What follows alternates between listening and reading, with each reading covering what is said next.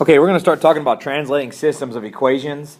Basically, when we talk about translating systems of equations, we're talking about taking a word problem and putting it into two equations, either in standard form, y equals mx plus b, or basically however they go. This is one of the more challenging things for students to do in ninth grade for some reason, but when we start talking about this, the good thing about these is there are some key words that we can focus on. So let's just go ahead and get started with that. Some of the key words that we can focus on when we're talking about adding.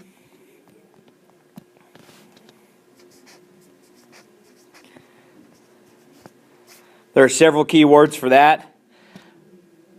For example, we have the word plus. Plus obviously tells us to add. The word sum.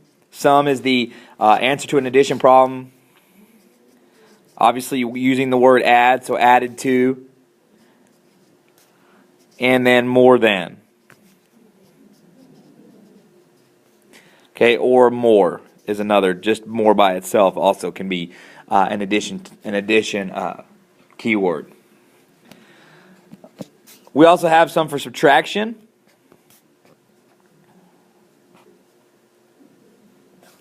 Some keywords for subtraction include minus, subtracted from, obviously,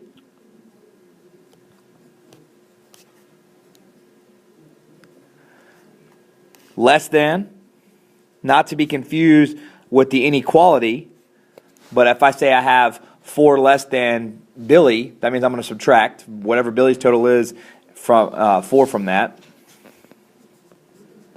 Okay, fewer than. And difference. Difference is the answer to a subtraction problem. So those are some keywords for addition and subtraction. Let's talk about some keywords for multiplication and division. So some words that will tell you to multiply include times, product, of. I'm also going to add a couple more to that, like per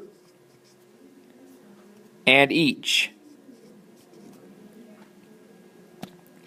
Generally, when you see those words, those key words in a particular problem, you will be multiplying. All right, some keyword. Basically, there's not a whole lot of keywords for dividing. There's some words like rate and stuff like that you might need to divide, but the one that you want to focus on that you wouldn't recognize right away might be quotient.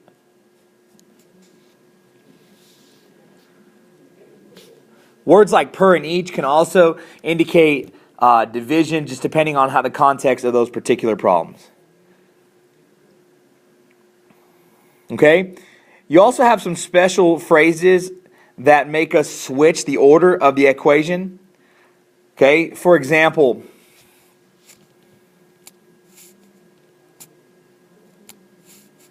if you say more than, or added to, or less than, or fewer than, or subtracted from, okay, we'll talk more about that in class. I don't want to get into that in detail, which is why I didn't write it down. We'll talk more about that in class where I can give you a better example of that, okay? So if we're looking at a problem,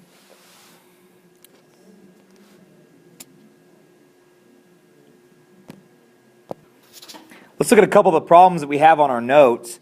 And these are more simple. These aren't your word problems, so these are a little more simple. And this is just a single equation. So let's go ahead and translate these. It says 45. Okay, so we can just go ahead and start off by writing the number that it's telling us. So 45 is, the word is means equals, 7 times. So that means I'm going to multiply. So 7 times. I'm going to use parentheses for multiply. A number is generally a variable, so 7 times a number, so a number being like an x, increased, okay, that's another word for addition, so increased, okay, so plus, or increased by 12, so it's increased by 12, so I'm going to take what I have and increase it by 12, that means I'm going to add 12 to it. So all stretched out, that's what it looks like. So if I rewrite this, I have 45 is equal to 7x plus 12. So that's how I would translate that particular problem. Okay, let's take a look at another one. 14, clearly translated to 14, subtracted from, okay? Now, this is kind of one of those switch words, okay? Subtracted from. Here we have 14 subtracted. We know we're going to use subtraction time from, and we're going to come back to this word here in just a second. We're going to come back to this subtracted from again, because this is one of those switch words. So we'll come back to that in just a minute. But subtracted from twice, so that's 2 times something, a number. Okay, so twice a number, so twice is 2 times something. A number is x, so twice x is, and if you remember, is means equals, so equals 14. Okay, now, these switch words, like subtracted from, tell us to switch it around. So right now we have 14 minus 2x, but because we have a switch word, we need to switch the 2x and the 14. Okay, so what we're going to do is rewrite this as 2x minus 14 is equal to 14. And that should be our equation. You have to be very careful when you see switch words. Again, switch words are like more than, added to, less than, fewer than, subtracted from. Those are your switch words. A switch word, if you don't switch it around, here notice that the 14 is negative because of the switch word. Up here, however, this 2x is negative. That's why it's very important that you switch those so you have it in the right order. Okay, if you have any problems with that, we'll talk more about that. But again, it's just a common sense language when you think about it.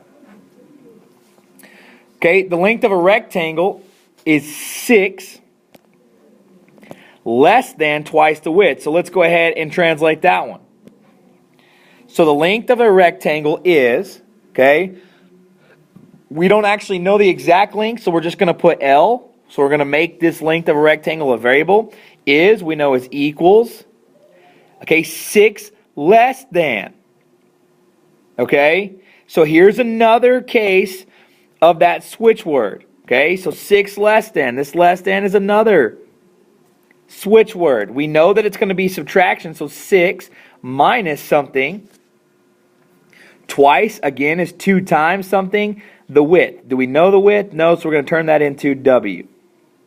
Now again, notice I highlighted that switch word, so I've got to switch these two. So now I have length is equal to 2W minus 6. Thanks to that switch word, I have it in the right order now. Okay, you got to make sure you be very careful of those switch words.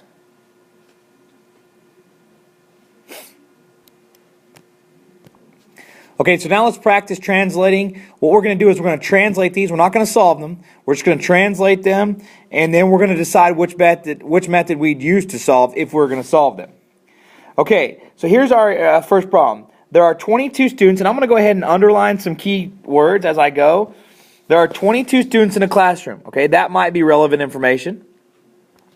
There are 12 more girls than boys, So write a system of equations that could be used to find the number of boys. So I want to find the number of boys. Okay? And then it says number of boys B. So it gives us the variables already. And the number of girls G. And it gives us variables there. So the first thing we want to do is go ahead and identify our variables. So we know B is equal to boys. And we know G is equal to girls. Okay, so let's go ahead and start breaking down our equation. Well, the first thing that we know is that there are 12 more boys than girls. So what I have to do in order to figure that out is I have to know my total of girls. So my girl total is equal to what? Well, 12 more than boys. So I'm going to take my boy total and add 12 more people, and that'll give me my girl total. So G is equal to B plus 12. Okay, and this is kind of a hard one to start off with because you just kind of have to use rationalization and logic to do this. So my girls is equal to 12 more than boys. So I take the boys total and add 12, and that's how I get G equals B plus 12. Now here's where it gets more difficult, especially with systems of equations. There's no other thing that actually gives me an equation.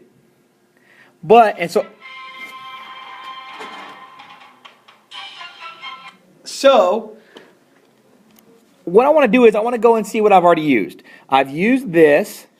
I used the number of boys and the number of girls. I've used the variables. I haven't used that right there. There are 22 students in the classroom. How can I make an equation out of that? Yeah, that means no matter how many boys or how many girls I have, there's just 22 students. So what you could say is the girls plus the number of boys is going to equal 22 students, right? So now we have two equations, and therefore we have a system of equations. And if you look closely, what kind of system am I set up to do here? Yeah, since I already have a value of a variable, I know what G is. I know that G is equal to B plus 12. I can simply just use substitution to solve for this. So the best method for this one is substitution. If you have any questions, please feel free to let me know. Write them down. Come see me in the morning for tutoring. And like always, you can stay after school from PASS from 4 to 5. All right, let's look at another example. Okay, a rectangle is 12 feet. Again, I'm going to highlight some stuff that I think is important. A rectangle is 12 feet longer than it is wide. So a rectangle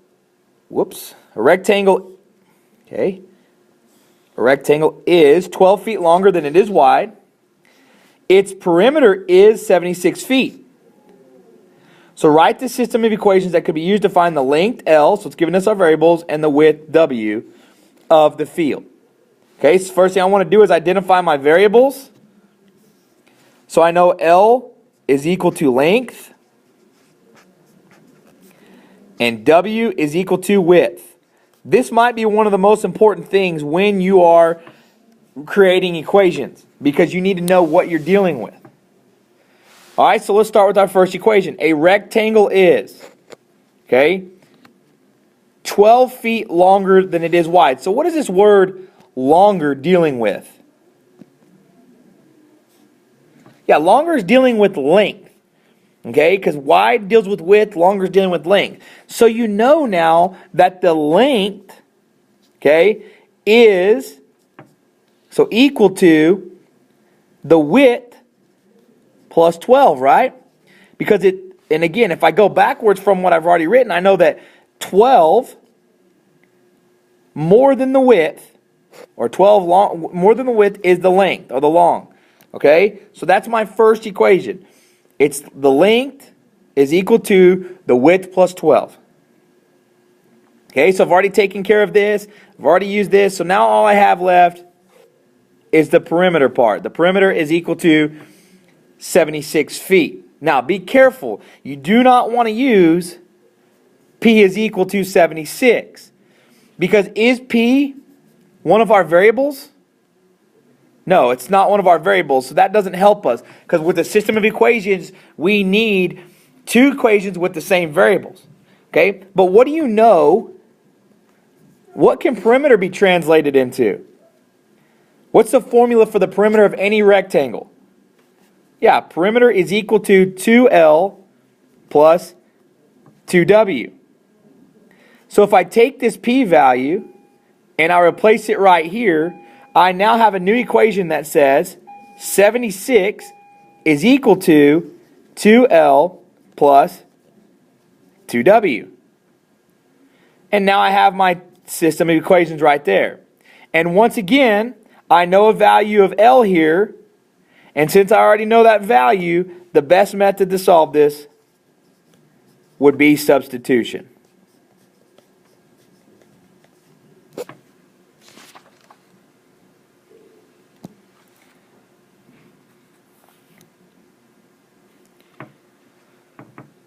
Okay, and we're going to leave it at that.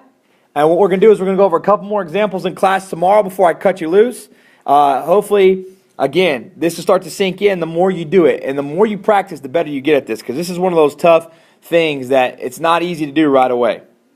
All right? Good luck, and I'll see you in the morning.